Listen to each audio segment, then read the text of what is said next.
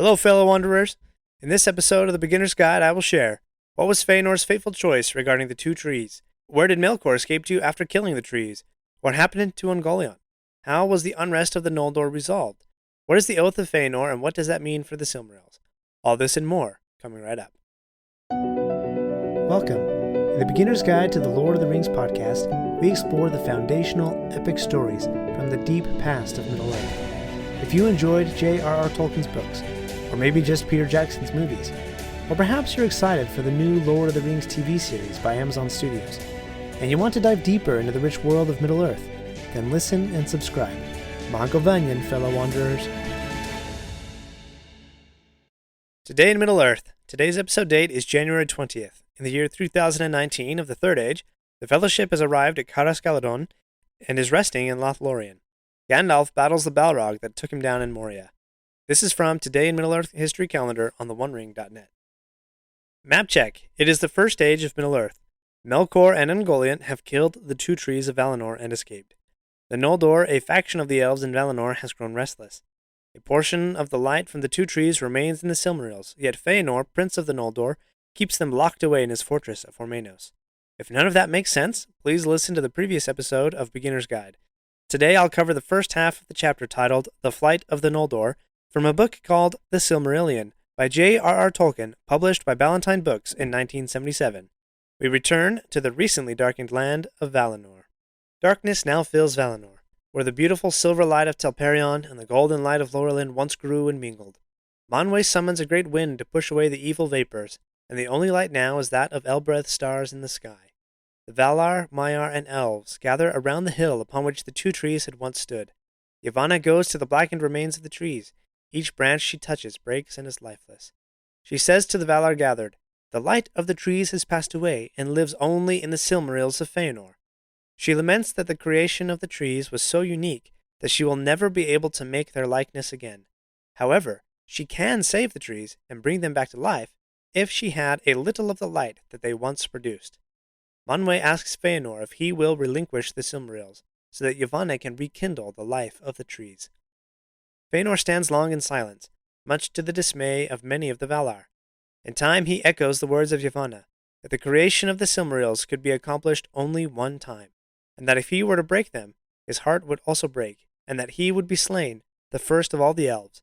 Mandos corrects him, saying he would not be the first slain, but no one understands what he means. Feanor again considers the choice in silence. Now, let's leave Feanor's brooding silence for a moment and consider two themes that Tolkien has woven into his mythology. The first is subcreation. Tolkien, as a devout believer in God, viewed humanity's attempts of creation as a sort of subcreation of God the Creator, and this idea is woven throughout his works. Consider this line from the article called Subcreation on TolkienGateway.net. Subcreation was used to describe the creative efforts of the Ainur, or Valar, elves, dwarves, and the race of men, including hobbits. All of them are themselves creations by Eru Ilúvatar. It is called subcreation because original creation is the province of Eru alone, and that which is made by those created by Eru is derivative of the works of the One. Thus we see that the Valar and the Elves look at their creations as derivatives or emulations of Ilúvatar, and were not easily given up or discarded. Tolkien also viewed myth-building as a form of subcreation. I would also say the idea of subcreation was one of the inspiring forces behind me creating this podcast, as it is a subcreation of Tolkien's subcreated world.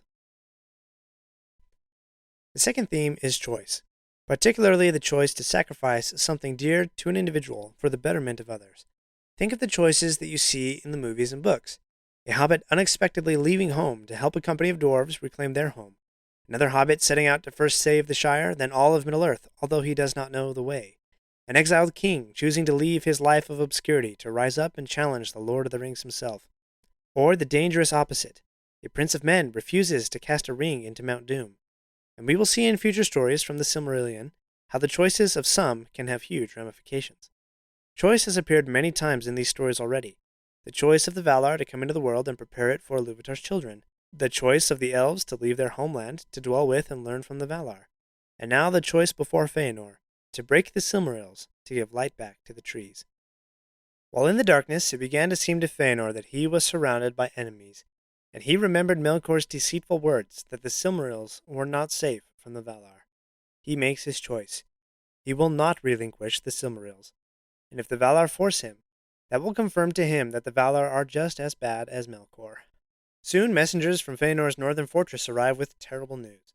A great darkness had rushed to the fortress, and Melkor had come. Feanor's father Finwë, who was king of the Noldor, stood alone at the gates. Melkor slew him, and thus, quote, spilled the first blood in the blessed realm. Melkor threw down the fortress, took all the wealth hoarded therein, and stole the Silmarils. Feanor, in great grief and anger, rises to his feet and curses Melkor, even giving him a new name, Morgoth, meaning the black foe of the world.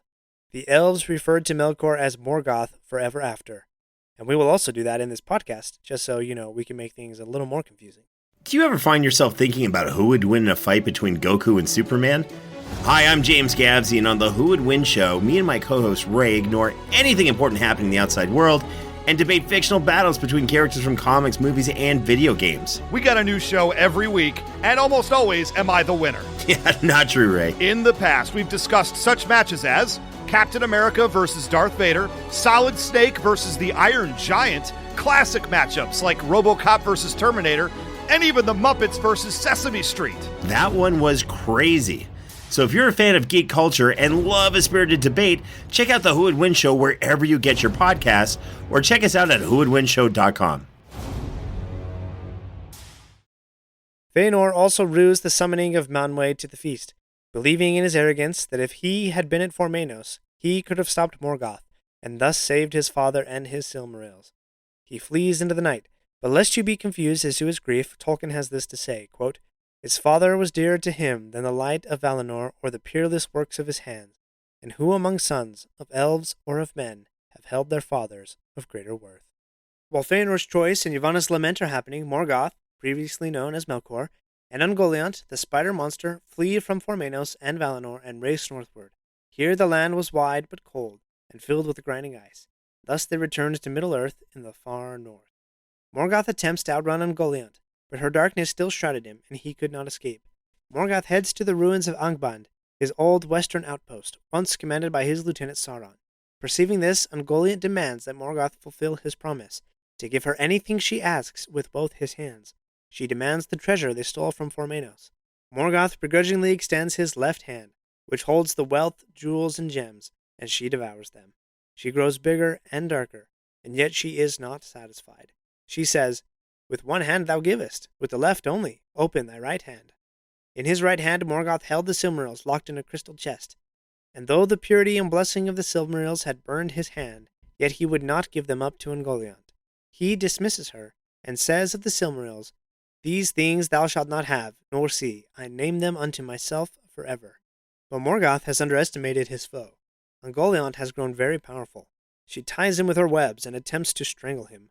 But Morgoth cries out, a cry so terrible and great that the hills echo his cry of anguish forevermore.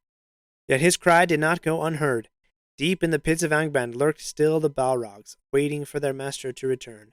Hearing his cry, they swiftly come to Morgoth's aid. They cut Ungoliant's webs with their flaming whips. Ungoliant flees in fear, and of her fate, quote, no tale tells.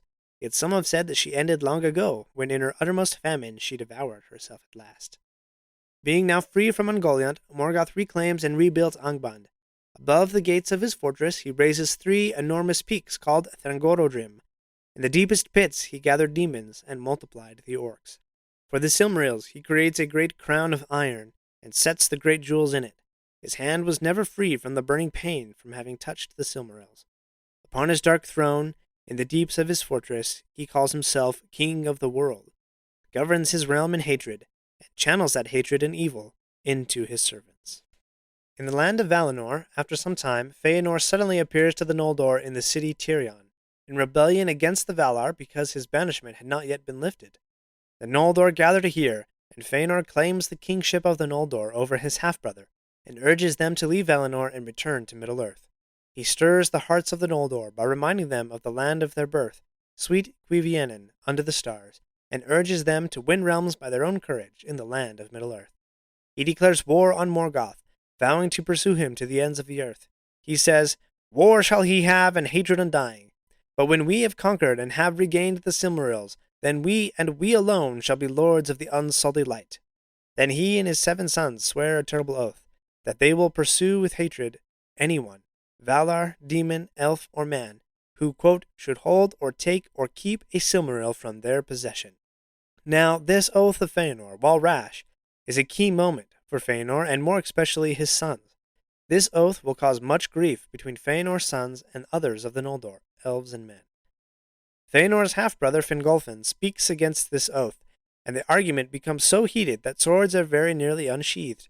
Finarfin, Fëanor's other half-brother, urges cool-headedness and consideration. In the midst of these arguments is Fëanor's niece Galadriel, quote, the only woman of the Noldor to stand that day tall and valiant among the contending princes. She did not swear any oath, but having been born in Valinor, she was inspired by Fëanor's words, and she desired to rule a realm of her own in Middle-earth.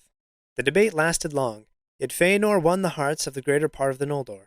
Fearing that more time would cool the hearts of the Noldor, he urges them to leave at once, and begins organizing them for the journey.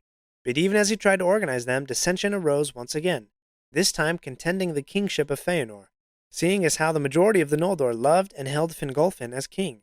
In the end, the Noldor roughly split into 2 companies, with Fëanor taking a smaller, more passionate host, and Fingolfin to take a larger host to follow behind. As they leave the gates of Tirion to begin the march back to Middle-earth, a messenger from the Valar comes to Fëanor and his host, urging them not to leave, warning that their road leads only to sorrow, and that the Valar will not help them. The messenger claims that Fëanor and his sons alone are banished, by virtue of their own oath. Fëanor laughs at the messenger. Turning to his people, he asks if they will return to their so-called bondage.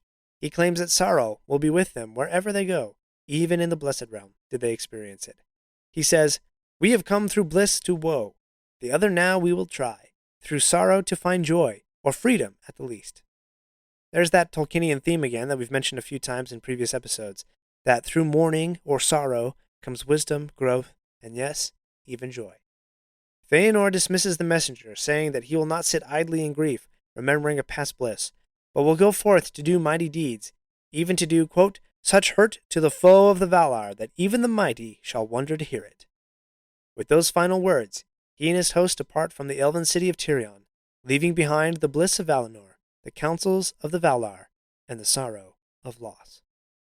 In the end, though he could have saved the 2 trees, Fëanor chose instead to keep the Silmarils intact.